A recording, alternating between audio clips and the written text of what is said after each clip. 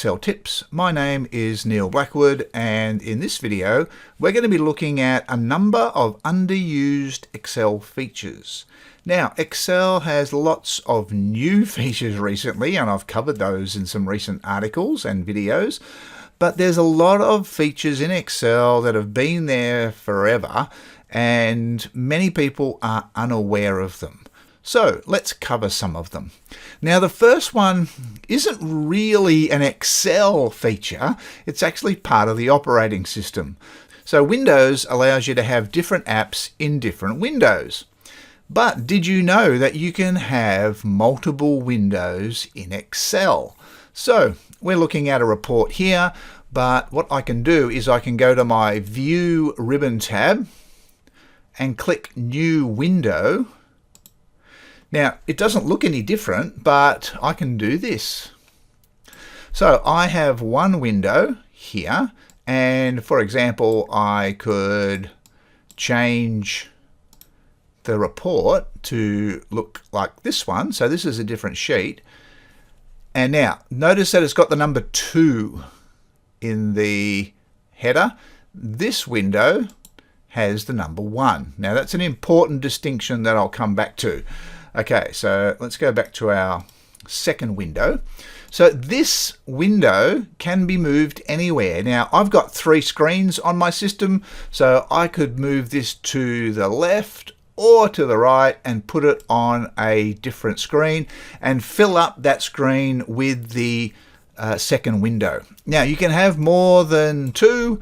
If you click the new window again, you can have, as you can see, you can have 3. So I've got 1, 2, and 3, and you can have a different sheet visible, or you could have a different part of the same sheet visible. If you've got a very long sheet or a very wide sheet, you could use different windows to see different parts of the sheets. So it's a really powerful feature, but it does come with one warning.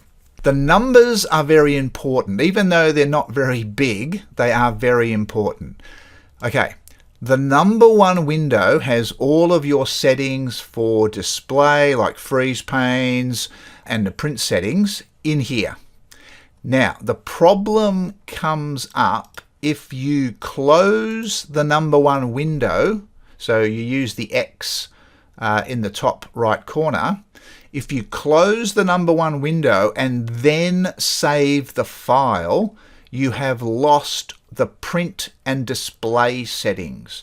All the data is still there, that's all good, no problems, but it's just those print and display settings will be lost. So that's the warning that comes with this. The other warning is that when you save the file, if you've got multiple windows open and save it, when you open that file, those multiple windows will still be there. So if other people are not used to multiple windows, then that can be a little bit distracting for them, or they might get confused. So just a heads up there that if you have multiple windows open and then save and close the file, then those windows will display when you open the file. Okay, so that's Windows. You can move them around. There are a few settings up here that can be useful. So you can arrange all. So if you click that arrange all and let's say tiled, that will put the 3 windows together in a tiled fashion. If you've got a really big screen, then this can be useful. Otherwise, you typically move the windows off to your separate screens if you've got those. Okay, so now this is how you do it. So I'll open up number 3 and hit the X on that, and then open up number 2 and hit the X on that, and then open up number 1 and we're good. Now, there's no number when you have a single window displayed. If I save the file now, it's all good. So just remember that warning that I did say about closing all of the windows in reverse numerical order. So close the 3, close the 2, and then save the original window. Now, one of the problems in Excel is terminology, and one of the most overused pieces of terminology is grouping. There's at least 3 or 4 different groupings that you can do in Excel. Now, the one I'm going to cover here is rows and columns. Now, it's pretty common to hide rows and columns, and what most people do is they'll sort of select, arrange, right click and hide. Now, that's okay, but as you can see, there's nothing really on the screen that jumps out at you to tell you that those columns are hidden. You can pick up that the alphabet doesn't go from F to J, but if you're scanning over a sheet, you might not pick that up. So what you can do is use something called grouping. So I've already put some grouping here. So these icons allow you to unhide and hide really easily. And they're the grouping icons. And again, it works for rows as well. So that is the preferred way to hide rows and columns. So this icon gives you a clue that there's something different, and when you click it, it hides the hidden columns, and clicking it again shows them. How do we put them in? So let's get rid of these ones. I'll show you how to get rid of them first. So you select the columns that are hidden, and it's Shift, Alt, and left arrow, and that gets rid of them, and that works for rows as well. Shift, Alt, left arrow. And funnily enough, to put them in, it's Shift, Alt, right arrow. And that puts the grouping in for you. Shift, Alt, right arrow. And after you've done it once, you can actually select another range and press the F4 function key, and that will repeat what you last did. So that gives you more. I think this will work. Let's try it. There we go. So it even works if you've done it for rows, it'll actually repeat it for columns as well. Now, something else that's really useful are these little numbers on the top left here. They allow you to close and open the hidden rows really quickly. So if I wanted to hide all of these columns quickly, if I press the 1, it does them in one go. Now, these buttons allow you to do it sort of independently. Okay, so there, but these buttons do it across the whole column. So if I click the 2, that opens up both. If I click the 1, that closes both, and it'll do all of the ones that you have applied, and it also works for rows as well. So that's hiding, unhiding. That's the easy way to do it. If you are after the mouse icons, they are, let's go to, it's under data and it's under group, and that is the group icon. So you can add the icon, Shift, Alt, right arrow, and if you want to ungroup, then you have the ungroup here as well. So that is the icons if you want to add those in to your quick access toolbar at the top here. Okay, so that's grouping. Now you can do some automated grouping. It's called outline. So here's a report that has some built-in totals. So we got Q1, Q2, we got some totals by region, and we may want to apply some grouping icons to this report. Well, because you've got the totals in there, Excel can identify the rows to hide and the ones to leave visible. So let's see how we do it. So click inside the report, click the group drop down and select auto outline. There you go. Not too bad. It's automatically put the groupings in there so we can hide the columns. It's put an extra set because we had an overall total here. When we click 1, it'll actually just give us the total, and then 2 gives us the totals by region, and then 3 gives us all the details as well. And again, if you go 1 and 1, that is the quick way to get down to the minimum, if you like. If you hit print, by the way, it would print like this as well. So you can use this to sort of hide columns for printing. And if we click the 2 and the 3, that shows everything really quickly. So that's the automated grouping. That's called auto outline. You can't use the undo feature to get rid of the grouping, but if you click the ungroup, there is a clear outline option. If you click that, you can see it gets rid of the grouping. Okay, now when you're doing these groupings, the default is to have the button on the right hand side and at the bottom. So when we add that auto outline, you can see that the columns have the button on the right hand side and the rows have the button at the bottom. Now, with the advent of dynamic arrays, you may find that you would prefer to have the totals and the buttons on the left because of spill ranges. It also might be that you might want to have a slightly different layout and you want to have your totals on the left and your totals at the top. There is a setting that allows you to move where the grouping goes. So if we go here, this already has it applied, but I'll show you where that setting is. And it applies to a sheet. So it's under outline and you click this little icon here. So the bottom right hand corner of the outline section has this icon. Whenever you see that icon, it means there's more options. And here we go. So this is unticked. So if we tick it, it would switch these over to the other side and to the bottom. So that's the setting you need to change. If I click OK, nothing changes. If I go back to this one and we look at that same setting, you'll see that these are ticked. Okay, so unticking them, if I untick these, it'll look a little bit weird because it puts the hiding on this side, which in this sheet doesn't work. So we can switch it back. So that's the hack to change the position of the grouping icons. Now it does apply to the whole sheet, but it is only on this sheet. It is a sheet-based option.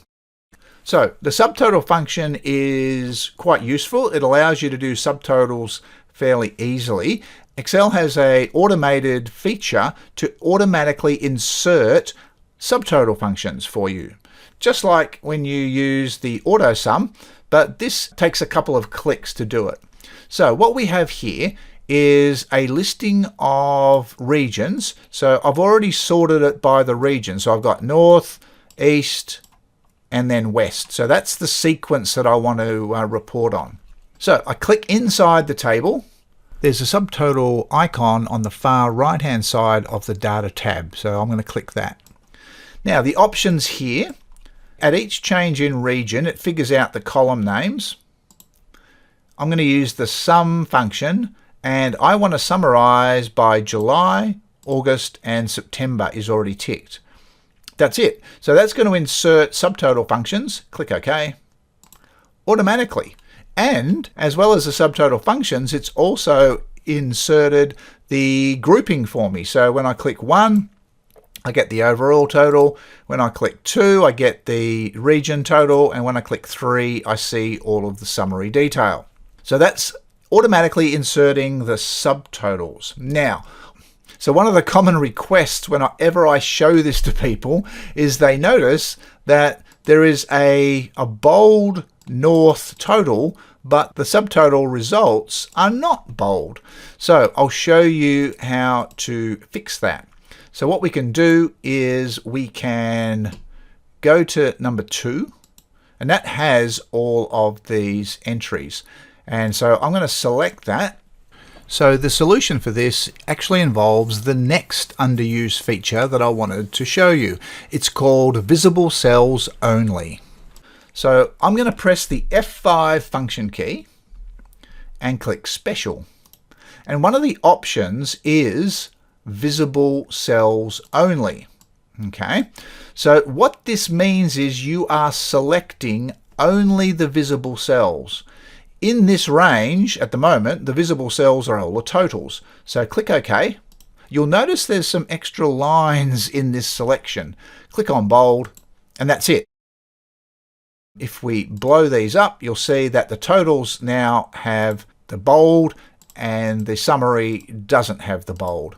So that's the quick way to change the format for the values to bold to match these total rows. It used the visible cells only feature. Now, when you copy and paste in Excel, so let's hide the detail. Let's say I copy that. If I go over here and paste it, you'll notice that I get all of the information. I also get all of the formulas. So let's undo that. But let's say I just want to capture the subtotals. So if I select the range, So I'm going to use a keyboard shortcut, Alt, hold the Alt key down and press the semicolon. That's the wink. Now you'll notice I get some other lines in here which was similar to what we had before. Now when I go Control C to copy, you can see the dotted lines are going within the range. And if I go here, Control V, I've only pasted the values. Now, this doesn't include any formulas, okay? This only pastes values when you use this technique. So we've only captured the visible cells, but we've also only captured the values. So just a heads up when you use that technique. Also, just something to point out with the subtotals, when you click the subtotal, there is a remove all option. So if you have applied the subtotals and you want to remove them, then it is a quick and easy way just to remove all in that dialog. Custom lists. Now, you've all used probably a custom list. When you type in JAN for January and drag it, you'll get February, March, April, May. Okay, so that's what's called a custom list, and it's built into Excel. What a lot of people don't realize is you can make up your own lists. I want the ability to type in WA in a cell and drag that and have all of the states and territories displayed. And you can do that. So let's see how. So I've already got my list here, so I'm selecting that. I'm going to click File, Options, Advanced. Now it's sort of like they've tried to hide this, so I'm going to go all the way to the bottom here and edit custom lists is what we want. And here are the existing ones. So you can see you've got Jan and January, MON and Monday. So they're the existing lists, but here's how we create a new one. Click Import because we'd already selected it. If you hadn't selected it, you could then go and select it. That's it. So click OK and OK again. Now, if I type in WA, and I don't have to line up here, I can be anywhere. If I drag that, you'll see I get my list. And it keeps repeating just like the days of the week. And that actually allows me to demonstrate something else that you can do with a custom list. If I go right-click Sort, I can sort Custom Sort. And Custom Sort allows me, instead of going A to Z, to use a customized list. And that is my customized list. And so you can use this technique to sort in an order that isn't alphabetic or numeric. So you can set up a sort order for whatever you've got, departments, states, names, and you can put them in a specific sequence using this custom list. Note, the custom list is saved to your PC or laptop. So if you want to access it from another computer, you have to save it there as well. Once created, the custom list can be used in all the Excel files on this machine. The last thing I'd like to show is how you can change the language for the buttons, etc. You may have noticed that my merge and center is actually spelled correctly. Even though I don't use this option, at least the spelling is correct. So how to change that? If you click the File and then click Options and then click Language, this top section allows you to change what the buttons and the menus use. This bottom section is your spelling for sort of inside your cells, if you like. So click Add a Language, and now I've already got mine installed, but what you want is English United Kingdom.